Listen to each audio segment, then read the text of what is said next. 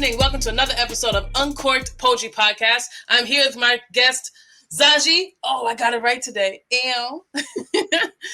Those of you who saw the promo, Zaji is a poet, published freelance writer, author, witch, sorceress, mermaid, priestess, and conjurer. Mother lovers. Yes, all of those are very, very interesting, and I cannot wait to dive into this interview. But before I do that, first and foremost, good evening, Zaji. How are you today? I am good. I am very good. Yay. How has your week been so far? So far, it's been interesting. It's been busy. I've been working all week. I had a birthday this week. Happy birthday. It's on the 26th, so I'm 1 year younger. Mm-hmm. Yes, you are. That's how that works. Yeah, so pretty much I just worked. So the week was uneventful except for my birthday. Got a few nice little gifts here and there. So yeah. Nice. Did you get everything you wanted for your birthday, including that BMW, or did that happen? No, well, they said they were going to deliver it, and then something happened on the boat, and I just don't understand these things. I don't get it. Yeah, exactly. I just don't get it. As far as everything I want, I'm breathing, and so for now, that is everything I need. Oh man, so I absolutely love your aura. We're not even in the same room. Like, we're not even in the same state. And I can still feel your aura. Is that a thing that just naturally happens? Like, you just have this part about you that just kind of pushes out into the universe? Have you found that you're just that person? Or did you have to work hard to become this kind of grounded, aura-giving person? People have been telling me that since I was a child, actually. Interestingly. There's always been something people say, oh, I gravitate to you. And it could be in any kind of way. Mm-hmm. And I don't know if it's because of how I see the world, because I actually don't think we're far away from each other. We are in the presence of each other. Mm. You know? Yes. Yes. Yes. So how did you, as we grow and as we learn and move about the universe, we all start to do so in our own realities. Mm-hmm. How did you find a reality that works for you? And as a person who's coming up, or a person who's trying to find their reality, how would you suggest they go about finding their true self? That's a big question. I'm so sorry. It is a big question. But I think it has to start with one primary ingredient. Be your authentic self. Mm. If you are not your authentic self, you won't find anything, and nothing will find you. You'll become a magnet, right? That will either attract or repel, depending on your positive and negative charge, right? So you have to create the charge in your life that you want to be, so that the things that are not for you will push away, and the things that are for you will gravitate to you. Then you don't have to do extra work. Your DNA doesn't have to work like a horse for the right things and people to come to you. So it really starts with you being authentic. And when you're authentic, authenticity to me, it's like pheromones, right? I believe we actually give off scents, like odors. We give off something that others can actually feel, no different than a pheromone. So I think when we're authentic, or have any emotion, anger or anything, I think we actually physically give that off, and people pick it up and know whether to mess with you or not mess with you. Know whether to be kind to you or unkind to you. And that can only stem from a place of authenticity. I knew it. I mother loving knew it. I'm so glad that we're talking today. I knew it. Freaking knew it. Okay. So before we get into your first poem, I have another question. This is a big question, and maybe a small question, because you're like wicked enlightened. What does the word brave mean to you? What does that feel like to you? Brave? Mm-hmm. What does the word brave mean to me? I don't know how to answer that, because for me, the word doesn't make sense. Mm-hmm. The word doesn't make sense. If I'm just being my authentic self, then I don't have to be anything. Mm. I don't have to be brave or not brave. Whatever it is I need exists there for me. Mm-hmm. So there's nothing really for me to be. I mean, brave presupposes that I'm not already that thing. Mm-hmm. Right? And I think if we're already a thing, we don't need any words to describe it. So brave doesn't resonate with me. What resonates with me is authenticity. And some people might perceive me speaking my mind as being brave, but I don't perceive it that way. I perceive it like a fish perceives water. It doesn't say, oh, I'm breathing water. It just is. is. Right. And for me, when you're authentic, whatever comes from that just is what it is. And so I don't feel as though I'm being brave when I'm speaking. I just perceive it is what it is. Oh, I love that so much. I love that so much. Can we hear one of your amazing poems, please? This is called Daughters of Tomorrow. I stitched together silk cocoons to wrap you inside disinherited love and long lost wisdom. I darned your breath with mighty voices from the past, so you would cry freedom even before you could walk. I pushed and pushed until your soul birthed monarch wings, big enough to take you around the world so you could see all the things ripped from our still tight fists. Cry freedom, open hands and spread fingers like wings to the skies so your life mapped palms can shout and thank the sun for exhaling life. Let fly the centuries of bloodshed, balled and angry and frightened fists, because they have become dust and no longer have a place in tomorrow. Who are you in this moment, my children? You are the daughters of tomorrow, drowning struggles so your daughters' daughters will not have to. So they won't need to tread waters to find themselves. You are already here in tomorrow's house, littering oak stairs with silk cocoons stitched with inherited love and wisdom reclaimed.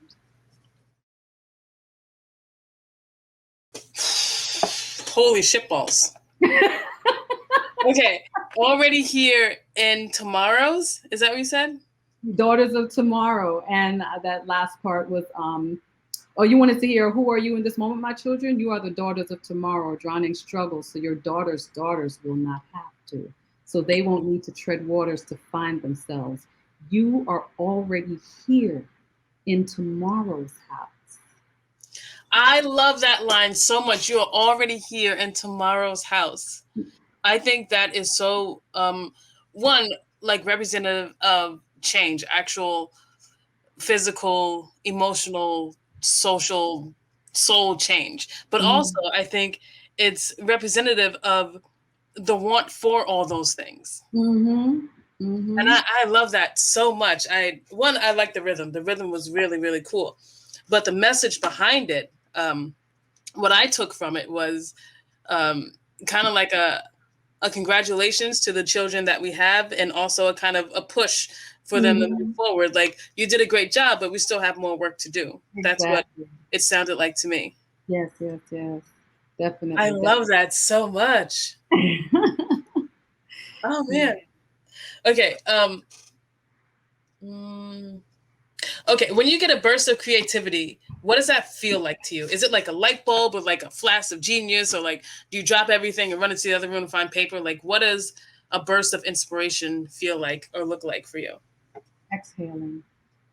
Exhaling. Exhaling. It's exhaling. It's like exhaling life, and also like a birth. Mm-hmm. Yeah, that's what it feels like. It's interesting. There's a peace that comes with it. Just the moment, like, okay, I've done it. Right. That's how it Like, feels. I know what I need to do now. Like, Yes, yes, exactly. How old were you when you realized that you could move people with your words? What was that realization like? Junior high school. Yeah. I was writing poetry from junior high school, but then I also participated in storytelling contests. So I memorized an 11-minute story called The Angel. Oh, Lord have mercy. Yeah, 11-minute story called The Angel by Hans Christian Andersen. And I started winning awards for it. I won at just the school level. Then I won at I forget all the steps, but I made it up to the state level for the storytelling contest. And that day I got sick and I had a cold, so I couldn't project. And so that's what stopped me from going to the next level. But my story was killing it, because it's a wonderful story, very touching, very sad. Everybody would cry when I read that story. Well, I didn't read it. 11 minutes, honey. I don't know how I did it, but I memorized 11 minutes verbatim the story. Okay, for those of you who don't perform, it is so incredibly hard to memorize 11 minutes verbatim. I just memorized a poem that ended up being 7 minutes. And that was without stops. And even then, that was challenging. 11 minutes, first of all. Yeah, in junior high school, like, that's nuts. I was so done with junior high school, but you out there, like, putting stuff together, winning championships and stuff. That's really fucking cool. Yeah, so that's when I realized I could move people with stories. At that time, it wasn't my story, but I knew a good story. I knew what a good story looked like, and I picked a story and memorized it and was winning. And I was like, wow, I still have my little award. I'm like, wow, I can do this? Okay, let me start writing some of my own. Do you have any storytellers in your life? Has anyone helped you in this journey of telling yours and others? Well, my grandmother and some family members used to tell me stories. In Jamaica, we have things called Anansi stories, and they're about spiders. And there were little funny, quirky stories that were just hilarious. And so throughout my life, I was always hearing these little Nancy stories, or just stories through various plays. There's this woman, Miss Lou, that we used to listen to, a Jamaican comedian many years ago. Mm-hmm. And just so many of these things just kind of ripened me for wanting to be able to tell my own stories from my own point of view. I got so entrenched in your awesomeness, I forgot to ask you, hey, where are you from? I'm originally from Jamaica, West Indies. That's where I was born. And I came to America when I was about 10 days away from turning 5 years old on the May 16th. And here I am. Okay, Zaji, I have to share this with you, and I'm sure you won't care, but I have to share anyway. So when you moved here May 16th, that is the birthday of Janet Jackson, and I am a huge Janet Jackson fan. Oh, wow. Humongous fanatic. I should never meet her in person. It should never happen. No, but I think that's very interesting. That is interesting. When you moved here as a 4 or 5 year old, was it hard for you to assimilate into, I guess at the age pre-K? Do you remember having any problems moving forward as a child? And do you think you would be who you are today without that move? I don't think I had a problem assimilating into the culture. Mm-hmm. I think for me, though, education was always a problem because I learned differently. And maybe I learned differently because I think differently, right? Mm-hmm. So my mind, I'm bored. I was bored with the things that they were teaching me. I think maybe because it wasn't advanced enough for me. My mind is on 10 while they're still trying to teach me 2. So now when they give me a test on 2, I'm not doing well on 2 because I'm already on 10. You need to talk to me about 10. Can we get it popping? Let's go. You see what I'm saying? I'm hearing the cosmos and you down here talking about some stuff I don't want to hear about. You want to talk about television and all of this. I'm here trying to find out about the quasars and earthworms. Can we? You see, so I had a little problem with education because I think I just wanted to be somewhere else. I wanted to talk about things that I found interesting.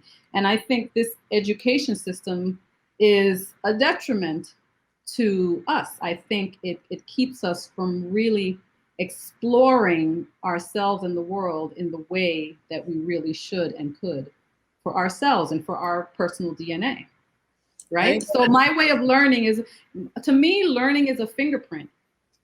But this culture doesn't see it as a fingerprint. They see learning as rote and everybody should learn the same thing.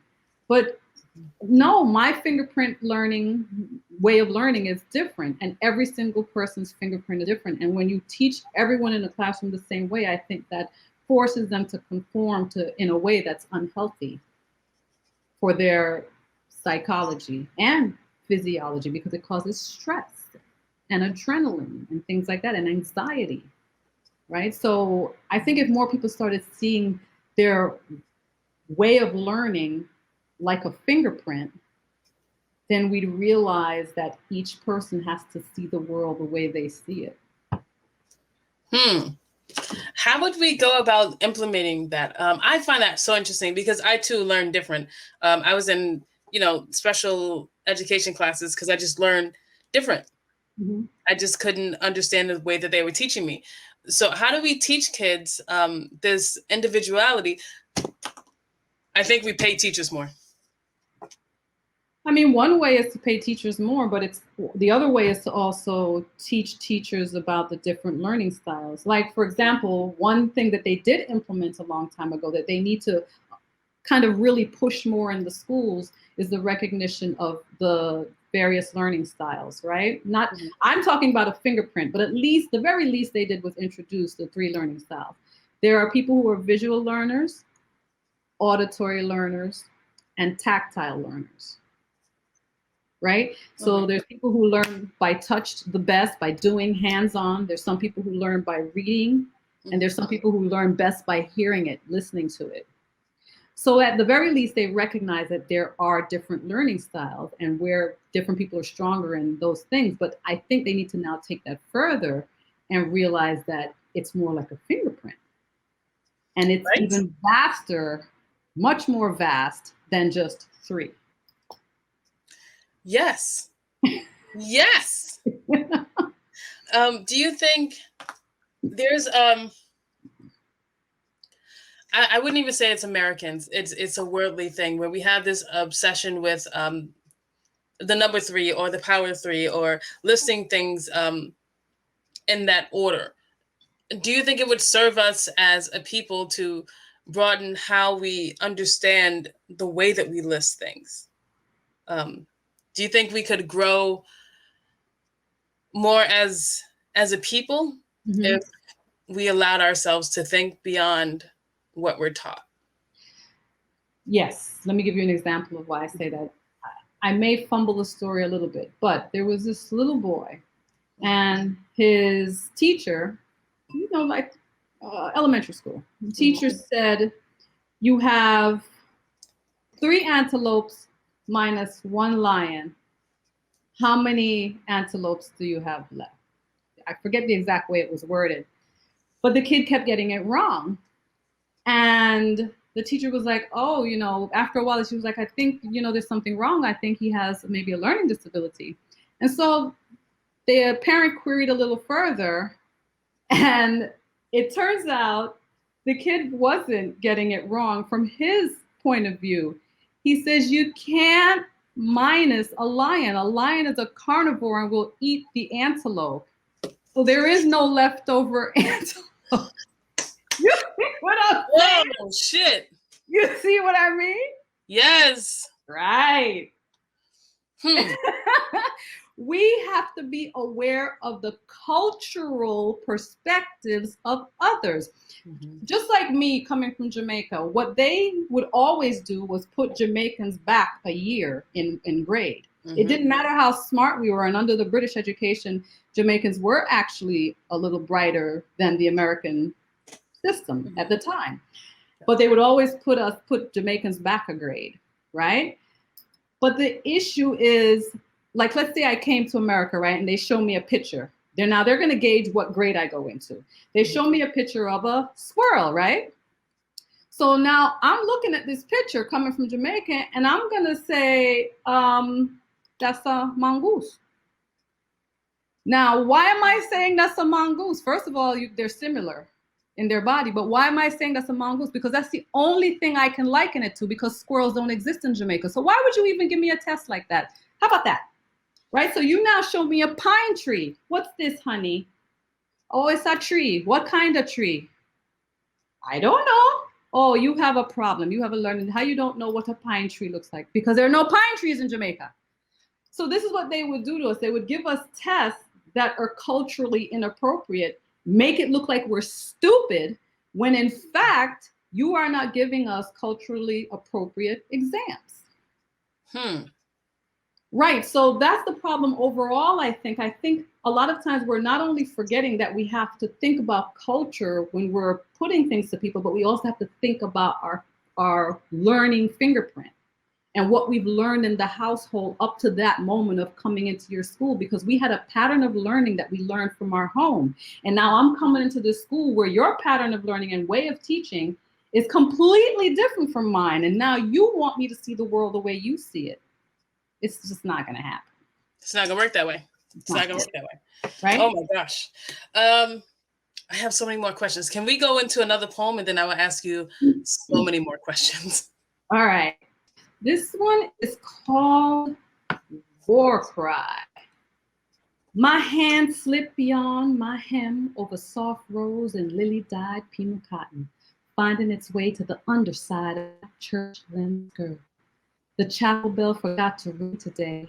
A voice inside warned me to stop, to not give in to the ghost that whispered into my ear, telling me to continue. Go on, she said. Forget the world. I am the voice of ancestors come to remind you of womanhood. I am your remembering, she whispered. But proper ladies do not lift their skirts except to pee. I didn't need to pee. I needed to rub the inside of my DNA. Rub until something inside me was unearthed. Something the microscope could not see. Rub until my moans reached Venus and the women there hiding on the unseen side of a hidden world gathered their ships to journey to Earth, determinedly traveling on the trail of my echoes. They heard a war cry. They heard me, their sister, calling them through time and space, tapping out Morse code on the tip of my clitoris. I am sending freedom calls, not messages welcoming the unknown to Earth. I am tapping out freedom cries on my wild and waiting clitoris so something will come to save me, save us, the women of Earth. So something will come to hear my war cry, my cry for freedom, my yearning to burn my church skirt, so the gods will know that I am ready to set fire to everything that confines me to what it means to be woman in this place. This is a war cry, tapping out in Morse code on the tip of my clitoris. Listen, you will hear the SOS. Tap, tap, tap, tap, tap, tap, tap, tap, tap. Then just as clear, the war cry rising into the sky, I moan. The message reaches galaxies, and I am reminded that I am the woman who remembered Venus and beyond, and Venus remembered me. I become Morse code for women who long to join the war cry. Tap it out, sisters. Tap for freedom and the womanhood that lost itself in a time that threatens to be forgotten. This is not about pain and fear. This is a war cry for freedom. I send Morse code on the tip of my clitoris for the sisters who have forgotten how to cry freedom.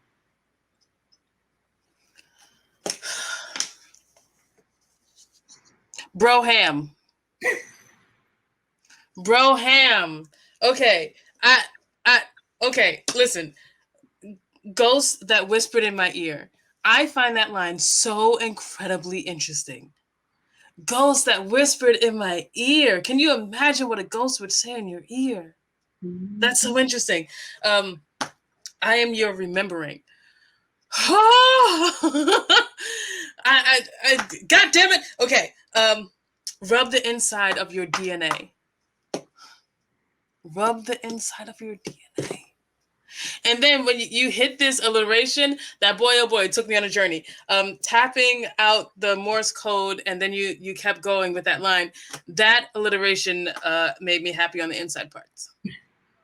I love alliterations. Love, love, love them. I thought that was great. And then I felt drawn to burn my church skirt. What does that mean to you? Burn my church skirt. Burn my, just let go of all the, how do I say it? Burn my church skirt for me is to really just burn the notions of anything and everything that confines confines you or confines us to what it means to be a woman on earth. So when I say burn my church skirt, I'm also burning every kind of religious icon, religious symbol, anything that says I'm woman and woman has to behave this way. I'm woman and woman has to stay in this place. Woman has to wrap her face. And a lot of times, women will say, "Oh, well, that's my choice." I think women have not been given a choice. I think the things that we think we're choosing are not really our choice, right? Because we're living on earth. And I think we are confined to a way of thinking and being by what this author would call mediocre white men who have been running the culture. And so these are the kinds of ideologies that we've taken on as to what it means to be woman in this culture. And I think if we think about our existence in terms of burning our church skirt, that would mean to burn all ideologies that attach us to what this culture thinks woman should be. Ain't that the truth? What does your writing process involve? How do you sit down and write? Do you write in the daytime, nighttime? Do you need something with you in order to produce any kind of writing? I just let the ghosts come when they come. That is the best fucking answer. Oh my God. I just let the ghosts come when they come. I just let the ghosts come when they come. Whenever you want to come through that wall and roll up in here behind me and move my pen, I'm here. Have you ever found yourself apprehensive or even afraid of not the afterlife, but I guess a ghost or a universe that most people aren't readily in tune with? Are you ever afraid of opening yourself too much to a different realm? No, not in the least. Yeah, because I know because living in this realm and existing in this realm has made me completely unafraid of another realm because I find this realm apprehensible. It's terrifying. I often tell people if reincarnation exists, I ain't coming back here. And if I find out that I don't have a choice and who assigned me here, I'm gonna beat their ass. I'm trying to go to Jupiter, is what I'm saying. I ain't coming back. I'm going to another galaxy. I ain't gonna be no accidents. This galaxy ghetto. It's time to go. A whole other galaxy. So yeah, I have no fear of anything else that could be out there. I know so many movies try to make us fearful, but I think that's a trick. No, you're not making me fearful because y'all are problematic right here. So, and all that stuff you create, I ain't seen that. I see you and what you're doing here on Earth. So I'm not afraid of any other possible reality. Absolutely not. Not in the least. Not even a little bit. What type of love behavior pulls you in? What is it a person would do to make you love them, but what kind of behaviors represent love to you? Behaviors. If you can sit and read to me. Read to me. If you can lay with me on the porch, we both lay on our back and look up at the stars and talk about everything and anything. If you are open to any possibility, that for me is my love. That's my love language. That's what I see as love. Someone who can be open to talk about any possibility and not shun a possibility, because I believe anything is possible. So I should be able to talk about it. So that's what I consider love. Just having that ability to just turn things over with someone. Like, what if we currently live in a parallel universe and not some other universe out there, but like right in my room right now, A whole family is walking around and living in another vibration. That's so cool. And every now and then I appear to them and they call me a ghost. Yo!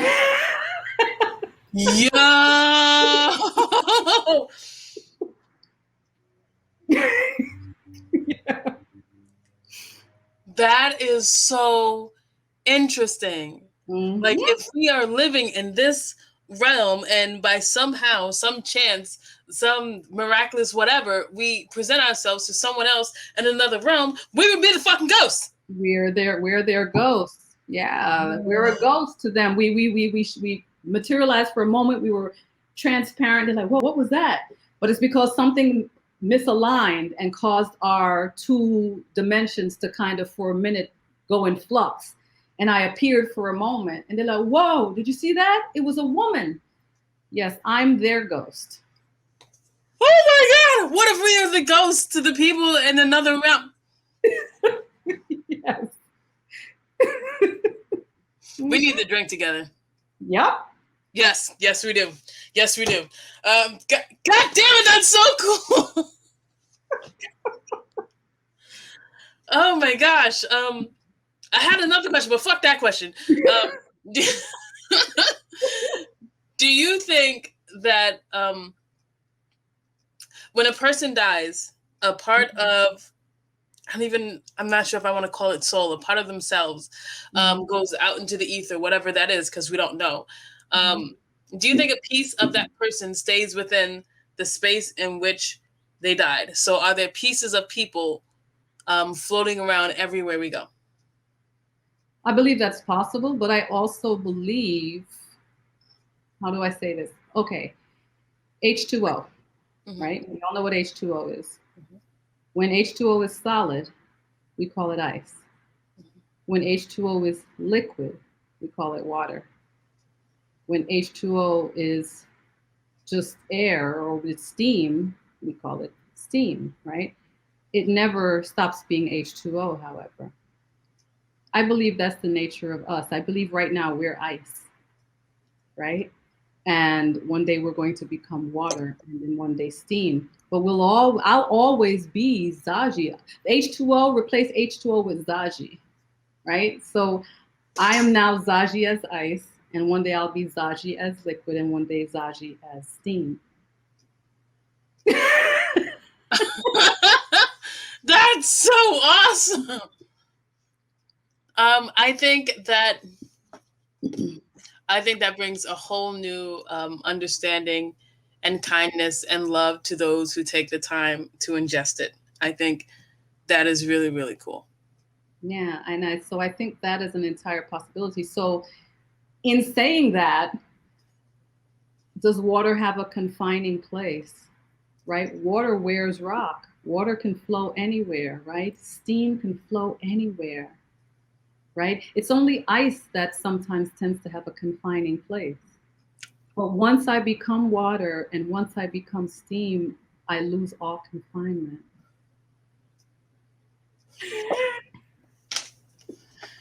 God damn it, Zaji. God damn it.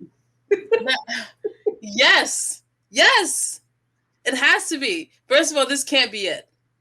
Like, I don't believe that. I don't believe that this is it. I believe in other realms. I believe in other dimensions because I think it is almost cocky of us to think that we are the only beings within our right now.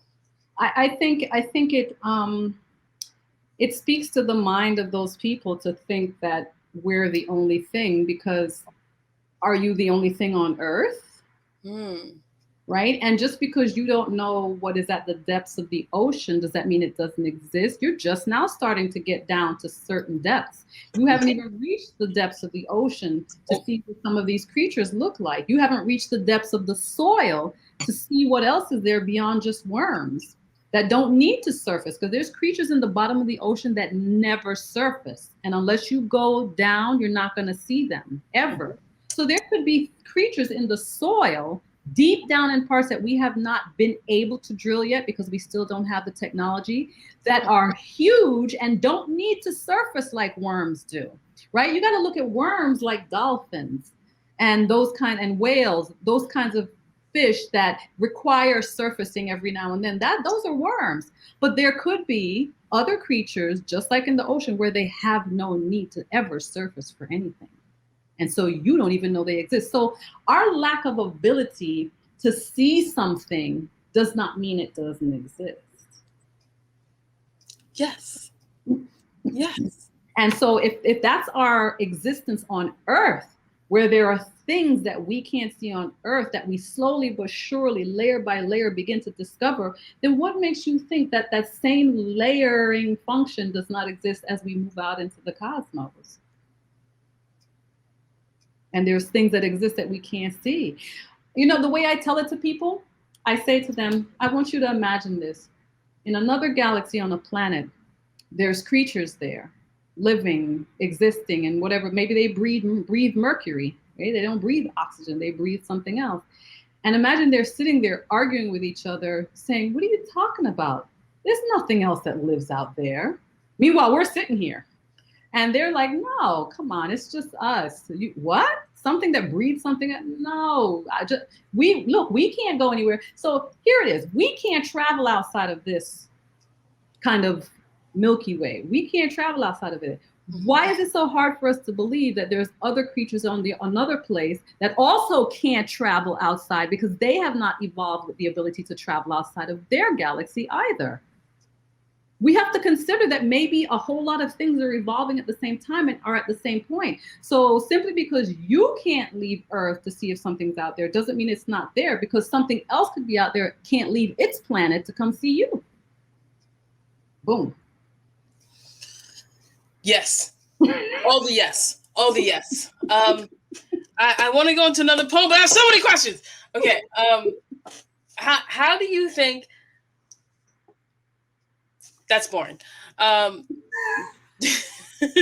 Do you think that it is the job... Oh, that's better. Okay. Do you think that it is the job of those who are enlightened to, I guess, bring those who are not out of the matrix, so to say? For those who are enlightened and in tune with the universe, is it that sector or that group of people's job to enlighten others? I only have one job. One job: to drop seed. Now, if you decide not to give that seed sun and water, then that's your business. But I'm dropping seed. And after that, it's your responsibility to nurture that seed so that it can grow, right? So it's not my responsibility to so much bring people to the light, but I think it is my responsibility to plant seeds. And I don't have to sit there to see if you wake up. That's not my job. I'm not gonna be like, oh, didn't you get it? No, I planted a seed. What do you mean, Zaji? You think about that. I'll see you. If you don't want to think about it, you don't. But what I find that does happen is you can't erase anything that's said to you. It doesn't matter what is said to you. If the example I give is if I'm walking down the street and I say blue to somebody, the color blue, just scream at them, blue, and walk away. They don't know what the hell I was saying or why, but they're never going to forget the fact that some weirdo said blue. And then maybe 10 years down the road, something's going to happen and they're going to be like, oh, you know what? Now I see why that person said blue, because look at what's happening on Earth and to me and blah, blah, blah. Now I get it. You can't erase what's said to you. So I drop seeds and I be on my merry way. I don't argue. I don't fight. I don't fuss. If you want to be upset about the seed I dropped, that's all you. But one thing you're going to do is remember that I told you that when some shit go down. Woo-wee! Okay. Can we go into another poem and then, again, several questions? Okay. Memories in a can. She was dying, not from disease. It was much more invasive than that. There is no vaccine for pain. No vaccine for the insecurity he bred inside her. turning her into a genetic modification of her former self. Her soul is now broken ribs from steel-toe boots. No vaccine for immortal memories she wished would expire. Memories as long as those remembered by ancient gods who watch as their creations die. Centuries-old rubble fade to dust with each sunset. Her memories are canned goods created for disasters, made to last until the can is opened, unnaturally preserved life oozing from the cut metal. She was dying by the inch, dying from the fist that blackened her eye 5 years ago, just after just after he proposed to her, dying from the lover who told her her tits were too small, dying from memories of the child who slipped from her womb, still unmoved by life's promises, dying from the canned love preserved in salt and bitterness. There is no vaccine for betrayal. No vaccine to heal the cut wrist she sees. No, to heal the cut wrist. She sees the sun rise tomorrow, but life is only memories in a can preserved for the dying soul.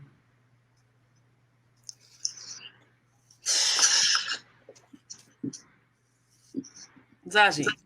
Yes, ma'am. Bro. Yes, ma'am. Holy shitballs. Okay. No vaccine for pain. Not only is that like apropos for right the fuck now, but I think in any generation after like the 1940s can truly understand and feel what it means to need for vaccines, right? Mm-hmm. And then there's no vaccine for pain. I think that line is genius. Absolutely genius. I love that. Her memories are canned goods. Her memories are canned goods. Mm-hmm. They're supposed to last forever. Oh my gosh. Dying by the inch. I felt that on several different levels. Dying by the inch, which just seems so painful and slow. Mm-hmm, mm-hmm. You know? Yeah. And then when you're talking about the stillborn child, mm-hmm. You said still unmoved by life's promises. I've never lost a child, but I would only guess that line is the closest to understanding what it's like to let go of a piece of yourself mm-hmm. without your wanting. Right. I absolutely love that poem. Absolutely love it. It is heart-wrenching and beautiful and kind and informative and hard and important. Mm-hmm. I love that poem. That was amazing. Mm-hmm. Holy shit tard. Okay, like I said, I cuss a lot. Well, I just want to say for everyone watching and everyone who's going to listen to the podcast that at one point I usually talk to the artist before we go live, and you and I were talking, and you're talking about the need to not govern how other people live their lives, although you demand and those who you have a certain way of living your life, mm-hmm. but you don't demand that others join this reality with you. Right. And I think that's really important. Can we talk about that for a little bit? Yeah, and I can speak to the example I gave you. For me, it's no different than, you know, if a white person called me nigger, right? Mm-hmm. I don't care. I don't care. But what I find with people, because of ego and because of narcissism, when someone hears you say that, they hear, does that mean you don't want me to beat that ass if he called me nigger, or you don't want me to tell him not to cut? No, that's not what I'm saying. I'm not going to govern what you do. Like, if I don't care if he calls me nigger and you care and you beat his ass, I'm actually going to cheer you on and be like, whoop that ass! Whoop that ass! But I don't care if he calls me nigger because I care about him touching me. Don't fucking touch me. That's what I care about. Mm-hmm. And I'm not going to tell anyone that they have to only care about what I care about. If you want to beat his ass, beat him. I'll stand. You can touch his hands. Put your boot print in that neck. I would cheer you on. Straight up, you're gonna catch these hands. Nigga. Don't do it to yourself. And so that's just how I see life, you know. I think people should stop translating what a person likes or doesn't like into I'm judging what you like or don't like, or I'm telling you not to do this thing, or telling you how to feel because I don't care. Mm-hmm. I don't care if anyone calls me nigger. Don't touch me, because from my observation of history, the problem hasn't been what they've said to me. The problem has been what they've done to me. So my major concern is don't be putting me on no noose. Don't beat me. Don't drag me behind a car until my head pop off. Just leave me alone. I don't care what you call me. Leave me alone. That's all. Don't burn no cross in my yard. I don't care what you call me. But if you care and you want to beat his ass, I'm here for it, girl. Go ahead. Whoop him. You're going to touch his hands. Huh? All day, every day, twice on Sunday. So that's just how I see it. I think people need to begin respecting other people's way, other people's emotional, mental fingerprint. Let's talk about fingerprints. I found that so interesting. You and I were talking offline. We were talking about the learning as a fingerprint and fingerprint learning. Can we dive into that for a second? What is fingerprint learning to you? For me, everyone learns differently. They've given us the overview of what learning is, and then they told us there are 3 different ways that people learn. They've eventually figured out, oh, people do learn differently. So now you have your auditory learners, your visual learners, your tactile learners, right? And so they've identified those 3 ways in which people learn. But the way I see it, along with those 3 ways, I think still every human being has a learning fingerprint. There's still a way in which every single person learns that is still minutely different from how another person learns. Even if me and you are visual learners, it does not matter. I think that our visual fingerprint now will be different. So you may learn visually by looking at a painting or whatever, but maybe it's something else that I look at that I'll learn differently from that visual cue. Right? So I think we also have a learning fingerprint that we need to respect between each human being. You're damn right. You're damn right we do. Where does your feeling of grounding come from? Where's your peace located? Where is my peace located? My peace is in the corridors of my mind. Oh, God damn it. Yeah. What does that mean to you? That means that there's so many things around me that this culture has created that don't interest me. Mm-hmm. And I find that the place I find the most peace is in my mind, in the world that I create in my mind, the world that I imagine could be if humans followed their own fingerprint, right? So that's what and not force everyone into their fingerprint. You know, like everyone wants everyone to be the same, uniform. Like some religions, you have to wear the same clothes, like the Amish. I think that's disruptive to each human's fingerprint. I don't tell them they should stop. That's your business. I really don't care. But I just think that we disrupt collectively our peace when we start to conform to a way of being that someone else has forced on us and made us feel as though, oh no, you gotta do that. You gotta do that, or else. If you don't do that, God is gonna punish you. So we find ways to scare each other outside of acting in our authenticity. Where do you get your strength from? Is there a place that you go to replenish after a hard day? How do you get your strength back from the universe? I visit daily. Sometimes I'll call up and make appointments with silence, and with who? Silence. I schedule appointments with silence. I was like, who's silence? Like, how do we get an appointment? Silence. That's where I go to replenish. I sit in a space of silence and just introspection. Mm-hmm.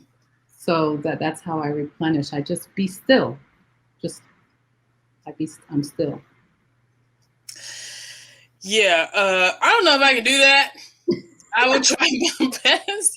It is so hard for me to just like stop. I'm Yeah. so used to being, I like to be busy. I enjoy being busy. Mm-hmm. Have you found that to be a thing of your past or your present? And if so, how have you moved past it? Being busy? Yeah.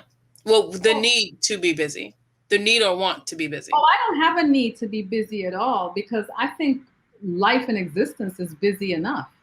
So Hmm. I don't have any need to be busy. What I have a need to be is to be left alone. That's my need.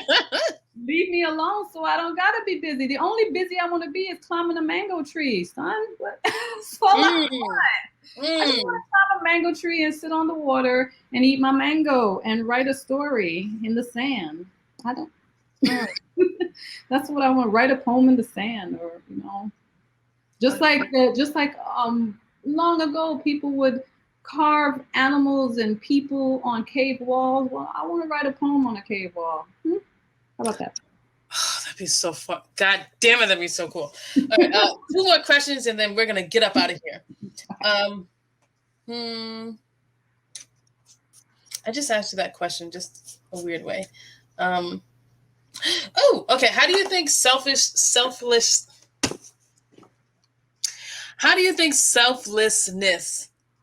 in a person affects the universe or space around them? And how do we get out of the natural human need and or want to be selfish? Well, I think the problem is that people don't realize how selfishness affects their own DNA and their own vibration, right? We're often so busy wanting what we want, we don't think about how we're personally affected. Me, I think about how the whole planet is affected by my vibration because everything we do vibrates out, right? We're just a grain of sand on a beach of, it's like for me, I call it a grain of sand on the beach of the galaxy, right? So Earth is a grain of sand on the beach of the galaxy.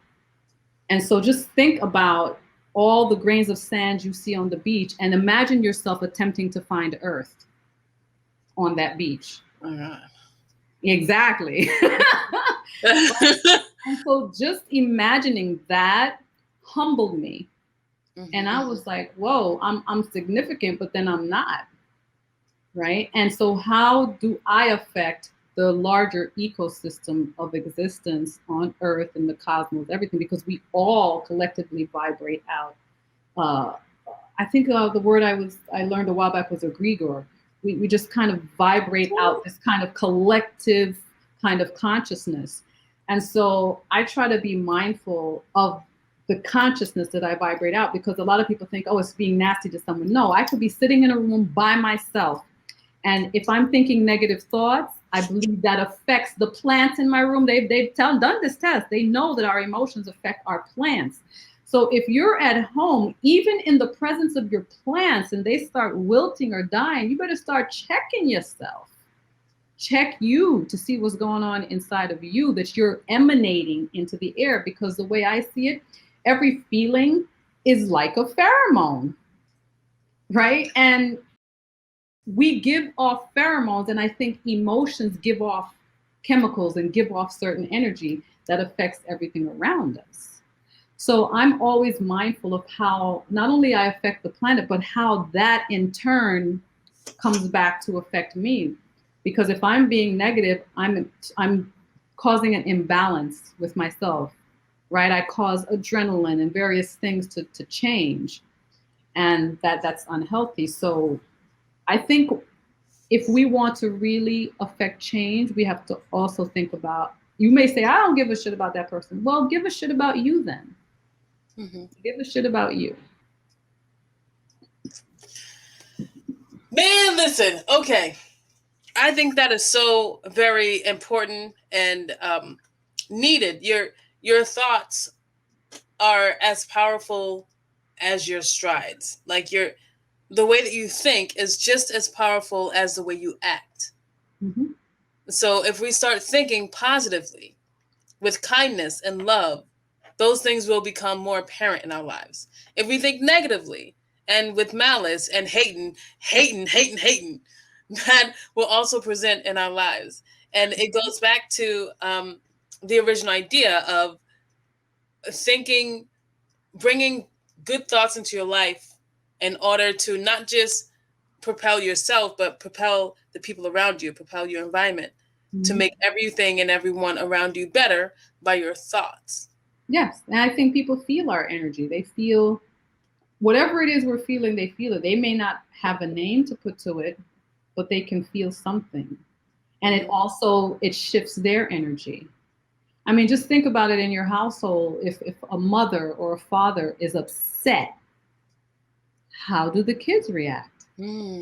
Right? We run around the world thinking, oh, I don't care what this person is. I'm not affecting that person.